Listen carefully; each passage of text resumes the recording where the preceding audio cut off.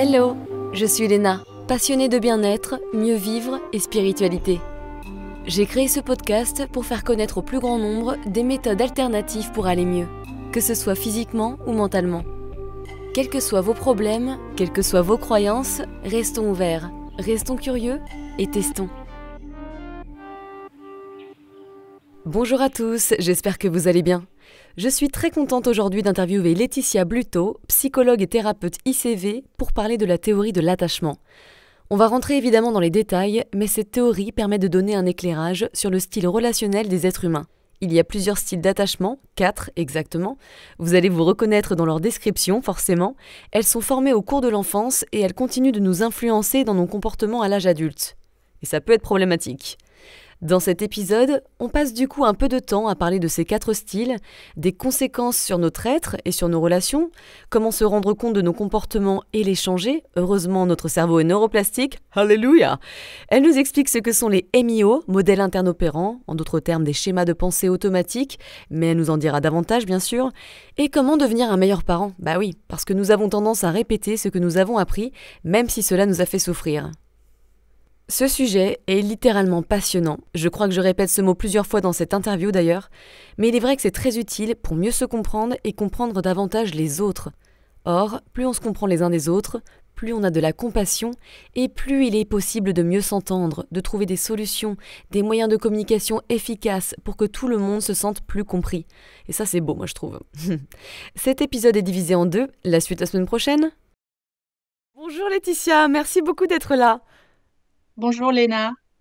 On va parler de la théorie de l'attachement aujourd'hui et je suis persuadée que mes auditeurs, bien que ça leur dise quelque chose, ne savent pas concrètement de quoi il s'agit. Pourtant, c'est littéralement passionnant et vraiment. Peux-tu nous expliquer ce qu'est la théorie de l'attachement et de quand ça date et qui l'a créée, etc. Alors la théorie de l'attachement, elle date environ des années 60. Il y a des précurseurs à la théorie de l'attachement autour des théories évolutionnistes. Il y a des origines aussi dans la façon dont on a pu observer les mammifères. Comment est-ce que les mammifères finalement constituent un groupe cohérent qui contient en fait du soutien, de la proximité et du soutien. Et qui favorise donc la survie. Et puis on remonte, on va dater la théorie de l'attachement autour des années 60 avec John Bowlby, qui s'est intéressé aux conséquences de la privation des soins maternels chez les enfants et les adolescents. La théorie a grandi, s'est développée, notamment avec les apports de Mary Ainsworth et de Mary Main, et elle continue de se développer encore aujourd'hui. Donc la théorie de l'attachement, elle permet de comprendre de quelle façon les premiers soins, les premières relations entre un bébé et ses figures d'attachement principales. Donc, figure d'attachement principale, ça veut dire les donneurs de soins. En général, c'est les parents, mais ça peut être toute personne significative auprès de l'enfant qui s'en occupe et qui va donner une certaine ambiance par rapport à la façon dont on va pouvoir, enfin, comment est-ce que ces figures d'attachement vont pouvoir répondre aux besoins du bébé. Et de là, ont émergé des classifications, alors avec lesquelles il faut travailler avec nuance, discernement. C'est pas des étiquettes, c'est pas des boîtes dans lesquelles on va ranger systématiquement les fonctionnements relationnels, mais disons qu'il y a des tendances plus ou moins marquées à travers donc des styles d'attachement qui ont été, on va dire, mis en lumière par les travaux de Mary Ainsworth autour de une situation de laboratoire qui était la situation étrange. La situation étrange, c'est-à-dire La situation étrange, c'était un dispositif en fait dans lequel on faisait des observations cliniques autour des réactions du bébé dans une situation particulière qui était qu'on faisait venir la mère et son bébé dans une pièce inconnue. Dans cette pièce, il y avait un certain nombre d'objets, de jouets.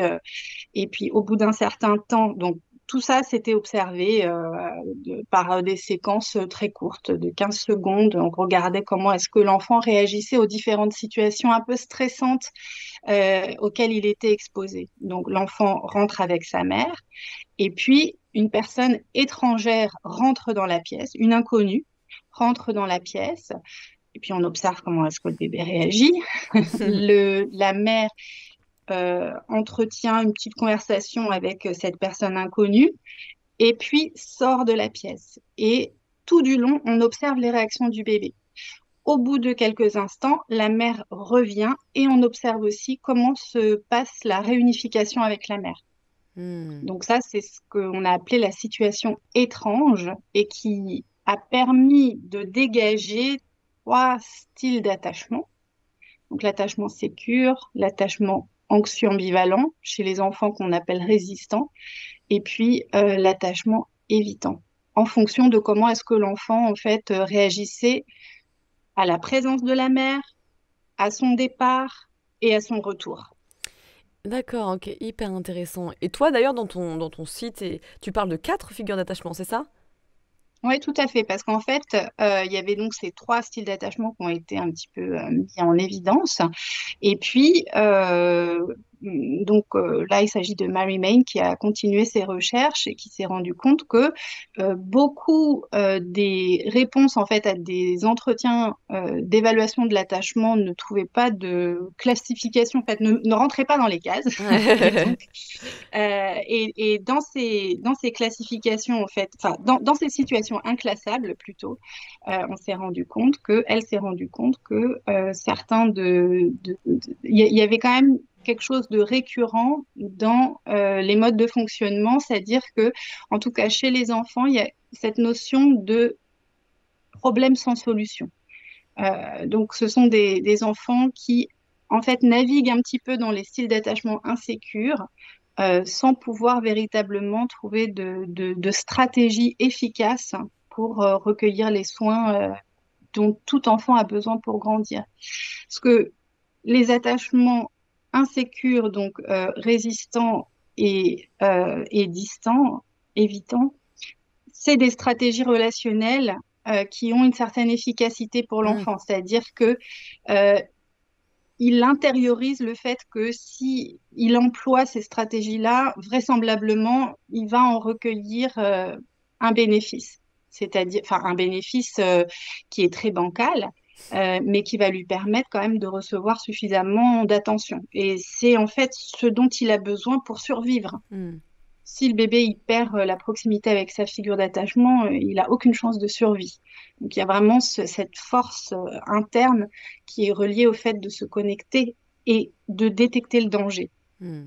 Et dans l'attachement désorganisé, il n'y a pas vraiment de stratégie, il n'y a pas d'efficacité dans la stratégie. En fait, les parents sont tellement imprévisibles, c'est tellement chaotique Voilà, qu'il exactement, ne c'est le faut mot. pas vraiment savoir quoi faire, comment faire pour obtenir suffisamment de présence et de soins. Donc, ça donne des situations très paradoxales où les enfants, les bébés, à la fois, ils recherchent l'attention, ils la rejettent en même temps. Ouais, ouais. Ah là là, c'est passionnant, mais c'est compliqué, mais en tout cas, ça nous permet de nous comprendre mieux. D'ailleurs, c'était un petit peu badant des fois. Mais parlons justement donc de ces 4 types d'attachement. Est-ce que tu peux nous dire à quoi ils correspondent en fait, plus précisément? Est-ce qu'on peut rentrer dans les Ouais, détails de ces 4 styles d'attachement? oui, bien sûr. Donc l'attachement sécure, c'est ce vers quoi on veut tous aller. Ça correspond à la bonne santé affective, émotionnelle et même physiologique, hein. Quand on a un attachement sécure, ça veut dire que on n'a pas été exposé à trop de stress pendant les périodes de développement critiques. Donc c'est pendant la grossesse et jusqu'à 3 ans, c'est vraiment les périodes très critiques en termes de formation de l'attachement. Quand on a plutôt de la sécurité interne, c'est qu'on a de la capacité en fait à faire face à de l'adversité sans être effondré.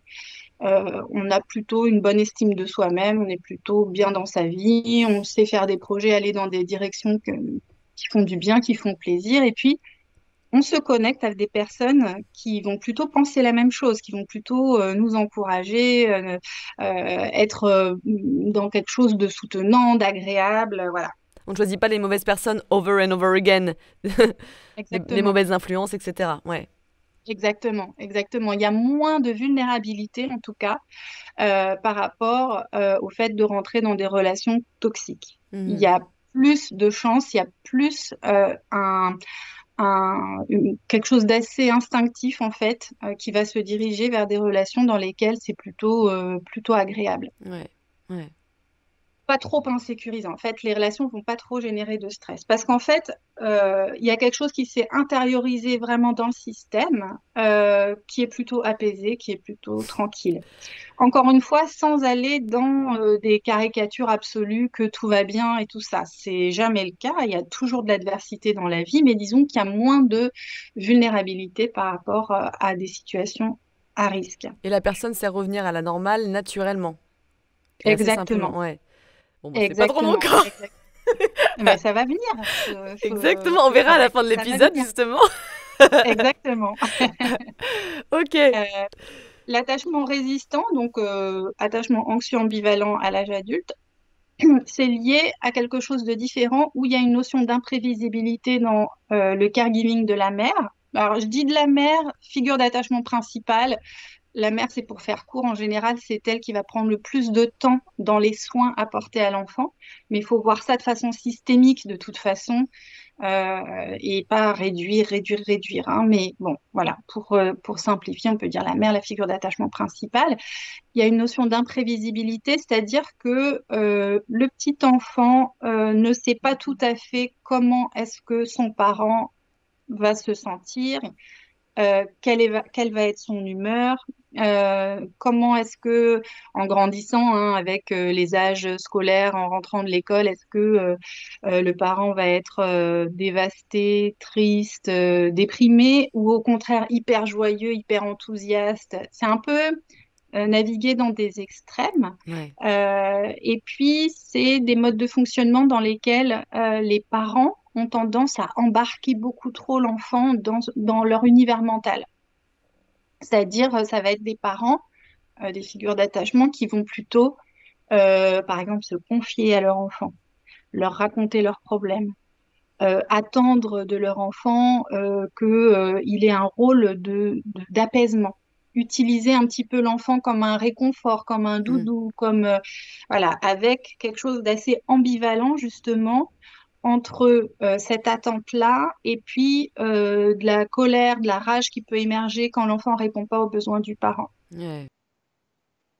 Donc, dans la situation étrange dont on parlait tout à l'heure, les enfants, en fait, quand la mère disparaît de la pièce, ils ont des réactions très intenses, euh, refusent plutôt le contact avec l'inconnu qui est dans la pièce. Et puis, au moment où se passe la réunification, et c'est ça, c'est en ça qu'il y a de l'ambivalence aussi, à la fois l'enfant va avoir besoin de se coller à sa mère et en même temps va être dans une colère quasi Mm. inconsolable pendant assez longtemps. Énormément de stress par rapport à la qualité relationnelle de l'attachement, énormément de stress sur comment faire pour garder en fait l'attention sur soi. Donc ça va plutôt être des enfants qui vont en fait avoir des comportements visibles, bruyants, ça va générer des situations un peu dramatiques parce que ce sont des stratégies qui marchent pour récupérer de l'attention de la Ouais. part des parents. Donc, il faut vraiment comprendre que les enfants, euh, aussi difficiles soient les comportements auxquels les parents font face, ce sont la plupart du temps des stratégies qui fonctionnent pour récupérer de l'attention parce que sinon, en fait, il n'y en a pas suffisamment dans la vie euh, au quotidien sans qu'il y ait justement toute cette énergie qui soit déployée. Mm. Alors, l'attachement évitant, c'est encore quelque chose de différent, c'est-à-dire que là, l'enfant, il intériorise plutôt que pour garder le maximum de proximité avec ses figures d'attachement principales, il faut être super indépendant. Il faut s'occuper tout seul. Ouais. Il n'y a pas trop de contact, pas trop de regard. Donc, le regard est assez inconfortable à l'âge adulte aussi pour ces personnes-là. Il y a voilà, cette notion autour de plus je suis indépendant, plus je me débrouille seule, plus je suis sage et mieux ça va se passer. mieux ça va se passer parce que soit bah, ça va pas créer d'énervement, enfin ça peut C'est être de ça? l'énervement de la part des parents parce que l'enfant exprime un besoin, euh, simplement le fait d'être ignoré, d'être mis de côté, bon, et puis après évidemment ça peut complètement varier d'une famille à une autre, de quelque chose de très extrême, de très rejetant, à quelque chose de moins intense, où par exemple les parents vont être super efficaces, par exemple, pour s'occuper de tout ce qui est devoir, tout ce qui est lié aux tâches, en fait, les choses à faire d'accompagner aux activités, de bien suivre la scolarité et tout ça. Mais par contre, dès qu'il s'agit d'être dans une relation qui est plus émotionnelle, surtout sur un plan négatif, les parents ne peuvent pas parce que ça les ramène à leur propre Tout à fait. contact avec leurs émotions et c'est insupportable. Donc, il y a quelque chose qui se coupe Ouais. et qui fait que l'enfant, en fait, sent que dès que ça va pas trop, bah, hop, il y a la coquille qui se referme, c'est la tête de la tortue qui rentre à l'intérieur de la carapace parce que Et complètement, faut et se débrouiller tout je seul, suis quoi. sûre, tu sais, qu'il y a certains auditeurs qui se reconnaissent déjà ou qui reconnaissent certains de leurs partenaires, de leurs amis, tu sais, dans cette description. C'est vraiment intéressant. Ouais, tout à fait, ouais. Et c'est vraiment intéressant d'avoir en tête, en fait, alors encore une fois, c'est pas des boîtes étanches, hein. Ouais, bien sûr. On peut naviguer d'un style d'attachement à un autre. Un style d'attachement, ça se crée dans une dyade, mère-bébé, père-bébé, nounou-bébé, quand il y a des personnes significatives qui sont là de Ouais, façon récurrente pour s'occuper de l'enfant. Donc, on peut avoir des attachements mixtes, c'est pas une boîte. Souvent, on a un style d'attachement qui est dominant, c'est-à-dire qu'on va plutôt avoir recours à un certain style de protection dans des moments de stress. d'accord. En fait, c'est le stress aussi qui déclenche l'attachement. Par exemple, dans les relations de couple à l'âge adulte, une relation de stress pour quelqu'un qui a un attachement évitant, ça va être de se recroqueviller, de se mettre à l'écart, de couper le contact, de plus répondre aux messages. Et à l'inverse, quelqu'un qui a un attachement anxieux ambivalent, un moment de stress va faire une déferlante d'envoyer plein de messages, d'avoir peur d'aller chercher des réponses, d'aller chercher le contact, d'aller chercher de la communication, de se disputer, de trouver des solutions. Alors que celui qui a l'attachement plutôt C'est évitant, clair, c'est tout ce dont il ne veut pas. c'est C'est complètement ça. l'angoisse absolue. Exactement, mais c'est marrant, c'était une de mes questions, voilà, c'était savoir si un enfant pouvait avoir plusieurs de ces quatre styles, et effectivement la réponse est oui, tout en ayant un qui est un peu plus prioritaire, qui a plus d'importance, c'est ça. Oui, souvent il y en a un qui est un petit peu plus prioritaire, pardon, parce que ça se réfère à comment est-ce que la personne principale qui s'occupe du bébé, souvent quand même il y a une personne principale, comment est-ce qu'elle répond à ses besoins émotionnels, Mhm. affectifs. Ouais. Ouais. Il en manquait un ou on a fait les quatre là? Eh ben, on n'a pas parlé de l'attachement désorganisé, Voilà. ouais. Donc l'attachement désorganisé, c'est autant les attachements insécures, ça crée une vulnérabilité à l'âge adulte par rapport à des problématiques relationnelles, mais bon, qui peuvent être travaillables, dans lesquelles il y a quand même suffisamment, il peut y avoir suffisamment d'espace pour s'auto-observer, pour travailler sur soi, pour voir un petit peu comment est-ce qu'on fonctionne. Autant l'attachement désorganisé, c'est plus complexe parce qu'il y a cette notion de peur qui s'introduit dans le développement de l'enfant. Donc, un enfant qui ne sait pas s'il peut aller vers sa figure d'attachement ou au contraire s'en protéger parce qu'elle est effrayante, parce qu'elle peut avoir des comportements erratiques, Ouais. bizarres, chaotiques. Là, par contre, c'est beaucoup plus complexe. C'est plus un facteur de risque pour des troubles assez importants sur le plan relationnel par ailleurs. Et puis, alors, tout ça, c'est lié à des dérégulations du système nerveux autonome aussi. Donc ça, c'est des sujets qui sont un petit peu complexes sur lesquels on ne va pas forcément trop se diriger, mais il y a cette notion de stress chronique qui s'installe dans le système et sur lequel voilà, il y a des moyens de travailler.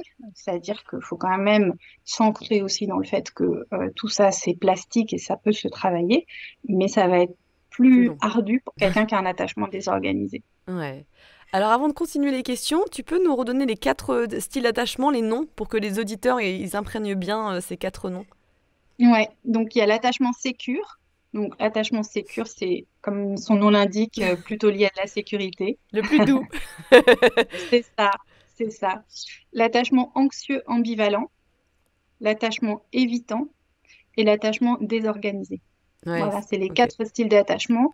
Euh, mais encore une fois, il faut penser en continuum, en complexité, en palette, en diverses variations de la façon dont ces modalités d'attachement s'expriment. Il faut réfléchir en termes de stratégie. Qu'est-ce qu'on fait? De quoi est-ce qu'on a peur? Qu'est-ce qui déclenche certains types de réactions? À quoi ça sert? Pourquoi est-ce qu'on le fait? Qu'est-ce que ça vient apaiser? Ouais. Ah là là, passionnant. Et on est qu'au début. Daniel Siegel, auteur, professeur de psychiatrie et expert mondial du cerveau de l'enfant, parle de 4 S pour qualifier l'attachement dit sécure, c'est-à-dire ce qui va aider l'enfant à avoir de bonnes bases pour se sentir plutôt en sécurité. À quoi correspondent-ils? Alors, les 4 S de Dan Siegel, oui, encore une fois, les 4 S, c'est une bonne grille de lecture. En fait, c'est des repères qui sont intéressants à avoir en tête pour un peu s'interroger en tant que parent sur comment est-ce qu'on est, qu'est-ce qu'on fait. Hmm. Donc, les 4 S, c'est safe, seen, soothed, secure. Alors, safe, donc ça fait référence à la sécurité, c'est-à-dire sécurité au sens où de faire en sorte que l'enfant y vive sans trop de peur, de sécuriser son environnement, de faire attention à comment est-ce que on va réagir, de, par exemple, des hurlements, c'est très très effrayant pour un enfant. Hmm. Des punitions intempestives, c'est très effrayant pour un enfant. Enfin, tous les modes, en fait, coercitifs de domination qui vont créer de la peur chez l'enfant, ça, c'est vraiment à éliminer, absolument, très, très important. Et puis, safe en général, hein, il faut aussi dézoomer de la relation d'attachement, c'est-à-dire l'environnement dans lequel on vit, le quartier dans lequel on vit, c'est cette notion de, des besoins primaires qui ont besoin d'être satisfaits. Mhm. Le deuxième signe, donc, c'est être vu dans le sens de d'exister dans le regard de ses parents, de sentir que en fait le parent connaît son enfant. Si je suis un petit enfant qui est vu, je sens que mon parent sait ce que j'aime, qui je suis, il s'intéresse à ce que je ressens, il va me poser des questions sur comment est-ce que j'ai vécu telle ou telle chose. C'est-à-dire que c'est vraiment une sensation d'avoir de la valeur et de d'être qu'on s'intéresse en fait, qu'on a de Ouais, la curiosité pour ce que je peux ressentir en tant qu'enfant. de l'intérêt. Exactement, ouais. De l'intérêt, puis de s'intéresser, de faire des liens, Oui, de la de dire, ah connexion mais en tiens, mais fait. c'est marrant. Ouais, La c'est de la reconnaissance, connexion, la c'est tout connexion, ça, ouais. bien sûr. Ouais, exactement. C'est de la connexion avec le fait que le parent se souvient. Enfin, il Oui, a aussi une notion de tout ce qui s'est passé, de tout ce dont, enfin, tous les événements qui ont pu avoir lieu dans la vie de l'enfant, puis de faire des liens et de lui dire, ah bah tiens, ça me rappelle ça. ouais. Ça crée de la cohérence interne pour les enfants, c'est super important. Euh, et voilà, donc ça permet de se sentir vu, se sentir exister dans le regard. Le troisième, c'est soothed. Donc, soothed, comment est-ce qu'on peut traduire ça? Apaisé. Ouais, exactement, ouais. Euh, apaisé. Donc, c'est dans les moments de détresse, que le parent il puisse avoir suffisamment de compassion pour son enfant, se mettre à son niveau, le prendre dans ses bras, et puis tout ça évidemment avec écoute, empathie, bienveillance. Et voilà, que l'enfant en fait, il peut intérioriser le fait que si jamais il traverse quelque chose d'un petit peu difficile, il va avoir une présence Calmante. réconfortante. Ouais. Hmm. Très important, très très important. Et puis secure, c'est un peu l'aboutissement finalement hein, des trois premiers S. C'est créer justement les conditions de sécurité interne dans la relation. c'est-à-dire que l'enfant, en fait, il puisse développer une sorte d'intelligence émotionnelle par rapport à comment est-ce que les liens se font dans sa vie, par rapport aux expériences plus ou moins faciles auxquelles il va faire face. Le parent, il est là pour permettre une communication autour de ces expériences, en tout cas d'être disponible pour ça. Faut jamais forcer, bien sûr, faut Mm. juste suggérer et que l'enfant, en fait, il puisse sentir qu'il peut développer un sens de son identité, de qui il est, à travers la relation d'attachement où il peut être écouté, pris en compte. Ouais. Donc, ça résume comme ça les quatre zones sur lesquelles, en tant que parent, il est important de travailler. Ouais. Surtout quand on a un attachement insécure au départ, Soit en tant que parent. ouais, en Ouais. tant que parent. Et que du coup, Nota bene pour l'histoire se, beaucoup. l'histoire a tendance à se répéter. L'histoire a Complètement. tendance à se répéter parce que la relation d'attachement se réactive dans le sentiment de dépendance que l'on peut ressentir en tant que parent. Donc, en tant que parent dans le couple, le fait de dépendre de quelqu'un ou que quelqu'un dépend de soi, ça va réactiver les problématiques d'attachement. Et il en est de même pour la relation parent-enfant.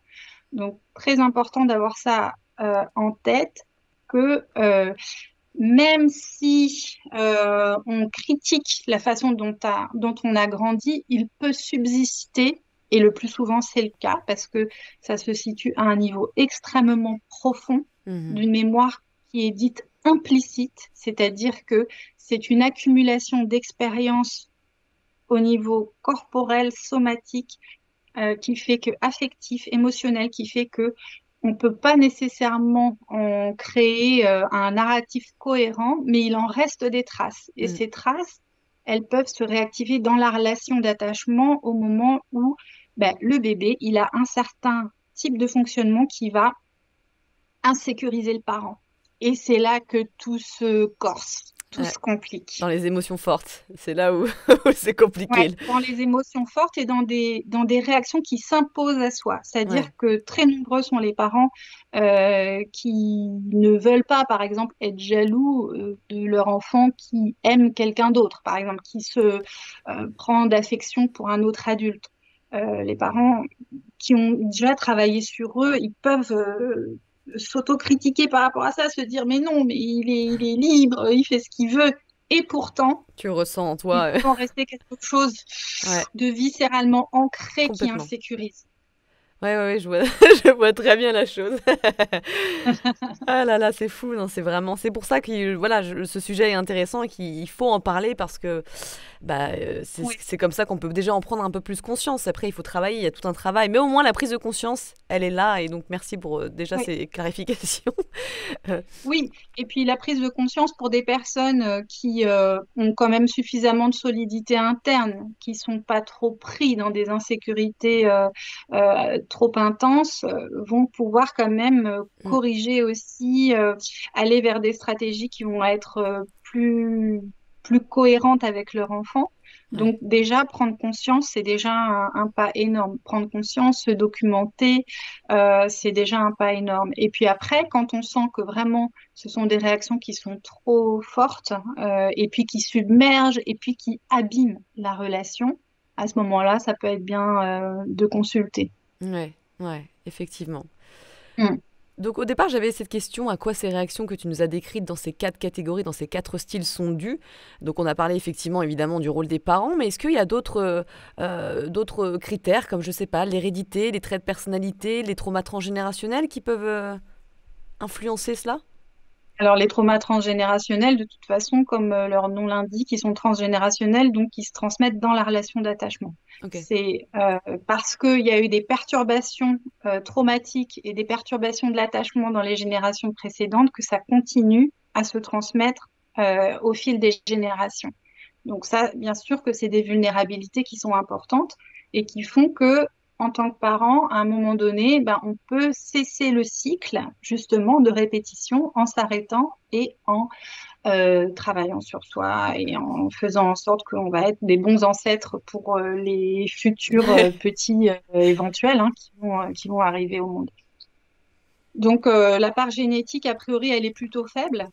C'est plutôt le contexte, l'environnement qui est très influent dans la façon dont on va capter les informations dans l'environnement sur qu'est-ce qui nous met en danger ou qu'est-ce qui nous sécurise. Ouais. Oui, après, il y a toutes les circonstances médicales autour de la grossesse et autour de la naissance qui peuvent impacter le système nerveux, donc qui peuvent créer une vulnérabilité spécifique chez les bébés, mais qui vont aussi perturber l'attachement quand, par exemple, au moment de l'accouchement, il y a quelque chose de très traumatique pour la mère, mais la mère, elle va pas pouvoir connecter tout de suite avec son bébé. Donc, ça peut créer des perturbations de l'attachement. C'est pour ça que l'entourage des mamans au début de la vie est vraiment super important pour protéger au maximum le bébé. J'imagine aussi la Euh, séparation avec des prématurés dans les couveuses, etc. ouais. Très Ouais, important. tout à fait. Donc, ça, ça crée un impact traumatique qui est assez important pour les bébés prématurés. Et c'est des choses dont on a conscience aujourd'hui. Ça n'a pas été le cas pendant très très longtemps. Pendant très longtemps, on pensait que les bébés ne ressentaient même pas de douleur. Donc, c'est dire. Ouais, oh là là, mon Dieu, les opérations, ah là là. Ouais, ouais. C'était des petites poupées de chiffon, peut-être, voilà, je sais pas, mais non, pas du tout, pas du tout. Et ça, c'est des choses dont on a d'autant plus conscience que ça se traite en thérapie. Ouais. Donc, de pouvoir travailler sur cette mémoire implicite de bébé traumatisé et de pouvoir justement euh, travailler dessus et soigner le trauma, ben, ça peut tout à fait participer à changer la vie à l'âge adulte. Tu sais ce qui Donc, peut... Je pensais, excuse-moi, je t'interromps 2 secondes, je pensais, il y a beaucoup de jumeaux, tu sais, il y en a un qui meurt pendant la grossesse ou très ouais, tôt, et je me demande à quel ouais, point ça influence, parce que j'ai pas mal de personnes qui ont vécu ça et elles ont toujours eu une sorte de manque. Donc ouais, ça me fait penser à ce que tu dis, et ça peut se traiter, on peut voilà, se ouais. faire aider par rapport à ça. Bah ouais, tout à fait. C'est des choses qu'on travaille en ICV. Donc en ICV, on travaille avec une ligne du temps.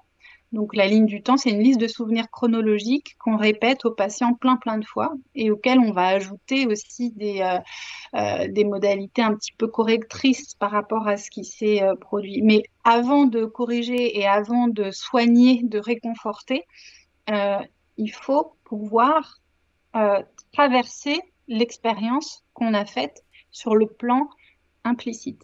Mm. Parce que c'est, encore une fois, c'est des zones de l'existence pour lesquelles on n'a pas de souvenir autobiographique. Donc dans le On ne corps, peut dans le pas se le somatique, du coup? raconter. Oui, tout à fait. Mais c'est imprimé quelque part Ouais. dans le système nerveux. Euh, Tout est enregistré. Mm. Donc, de pouvoir imaginer, en fait, de retracer, enfin, imaginer, c'est-à-dire de retraverser des étapes de développement, ça peut vraiment avoir des effets qui Ouais. soient des effets de guérison qui sont durables et qui Ouais. sont très efficaces. Donc, encore une fois, aujourd'hui, on est dans une période en termes de thérapie qui est enfin, il y a plein d'innovations. C'est très stimulant. Ça donne énormément d'espoir aussi parce que on n'est plus du tout dans des pratiques de psychothérapie qui sont basées sur le fait de raconter Oui. sa journée. Alors, il y a des gens qui veulent faire que ça et il n'y a aucun souci, bien sûr. Chacun emploie la thérapie qui lui convient. Mais aujourd'hui, on peut vraiment traiter des traumas qui se situent dans des zones de développement très précoces. Mm. Donc, c'est une... Intéressant. Eureka. Eureka. Question qui va nous donner des réponses sûrement très intéressantes. Quelles sont, alors on a un petit peu abordé le sujet, mais quelles sont les conséquences de ces 4 styles lorsque l'on devient adulte? Est-ce qu'il y a des comportements, des croyances, des états émotionnels que l'on risque de plus adopter en fonction de ces styles? Et comment ils influencent notre vie et évidemment nos relations? Eh bien, il les influence énormément. Ça donne, Voilà. Voilà, voilà. ça donne vraiment une tonalité tout à fait particulière aux relations et une tonalité très répétitive. Quand c'est plutôt de la sécurité interne qu'on ressent, bah, c'est plutôt pas mal que ça soit répétitif dans quelque chose de chouette, Bien sûr. d'agréable. Dans les styles d'attachement insécures, c'est plutôt chaotique, c'est plutôt difficile, ça peut amener vraiment à des grandes difficultés relationnelles. Hmm. Donc oui, on l'a un petit peu abordé, mais on peut en redire quelques mots. Donc dans l'attachement anxieux ambivalent, ça va plus se manifester dans des doutes par rapport à la fiabilité du partenaire. Euh, C'est-à-dire que, et bon, évidemment, hein, comme ce sont des choses qui sont très complexes, quand on a un attachement anxieux, une angoisse vraiment fondamentale de ce type d'attachement, c'est l'angoisse d'abandon. Et il se trouve que le système va amener à se diriger, à être attiré par des personnes qui vont plutôt confirmer les croyances qu'on a sur soi. Ouais. Ironie du Donc, c'est sort. ça un petit peu qui est complexe, c'est que quand on a une forte angoisse d'abandon et quand on a une forte sensibilité comme ça, en fait, toutes les antennes, elles sont euh, Développé. dehors en permanence pour capter les incohérences, les trucs bizarres. Ah oui, mais il m'a dit ça, mais en fait, il pensait autre chose. Euh, c'est vraiment ce doute autour de la fiabilité. Eh bien, on va plutôt avoir tendance à se diriger vers des personnes justement qui veulent pas trop en dire, qui vont rester plutôt en retrait, qui vont avoir peut-être une certaine zone d'incohérence sur la façon dont ils vont présenter les choses, ce qui crée des cycles relationnels qui peuvent poser problème. Bien sûr. Donc, l'attachement anxieux, il va plutôt être dans quelque chose qui va essayer de récupérer de l'attention, Hmm. mais de façon assez bruyante, Ouais. euh, avec une confrontation avec des crises, des colères, pour obliger le partenaire à réagir, à se montrer présent. Euh, donc ça, c'est un critère qui est assez classique dans ce type d'attachement. Et puis dans l'attachement évitant, c'est l'inverse. Donc souvent, ils se retrouvent ensemble. Ouais. Oh mon Dieu. Donc l'attachement évitant, c'est l'inverse. C'est au contraire. Alors, il y a deux attachements évitants. Tu veux qu'on rentre Ah, bien sûr, dans allons-y. cette Ouais, complètement. précision-là? Alors, il y a deux modalités de l'évitement. En fait, il faut se représenter l'évitement comme une façon de refuser la proximité. Enfin, de refuser.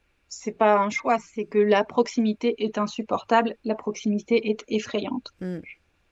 Il y a d'un côté ce qu'on appelle dismissive avoidant, c'est-à-dire attachement évitant plutôt distant, avec une espèce de discours qui prône l'indépendance, mais moi j'ai pas besoin des autres, je me sens très bien toute seule, voilà, d'axer sa vie sur sa carrière, sur sa réussite. On peut avoir plein d'amis, mais il y a une notion de proximité, il y a une notion de barrage, c'est-à-dire Hmm. qu'il y a une zone de proximité qui est impossible à atteindre.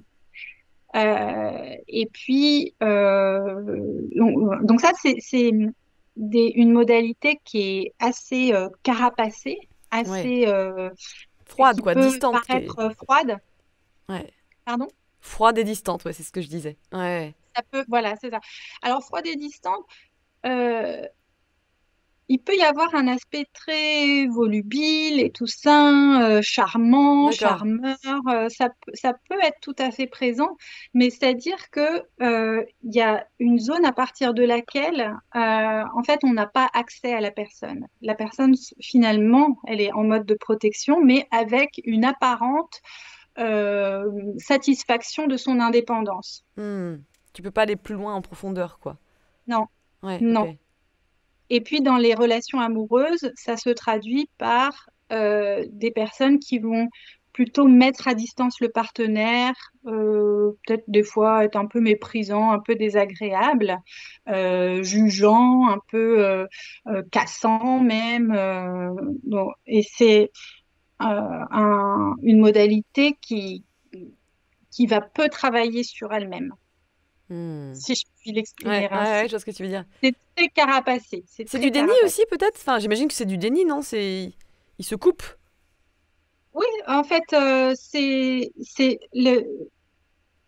les styles d'attachement insécure sont basés sur de la coupure quelque part. D'accord. C'est-à-dire que, en fait, c'est des modes relationnels qui sont plutôt dirigés par la survie que par la connexion. Hmm.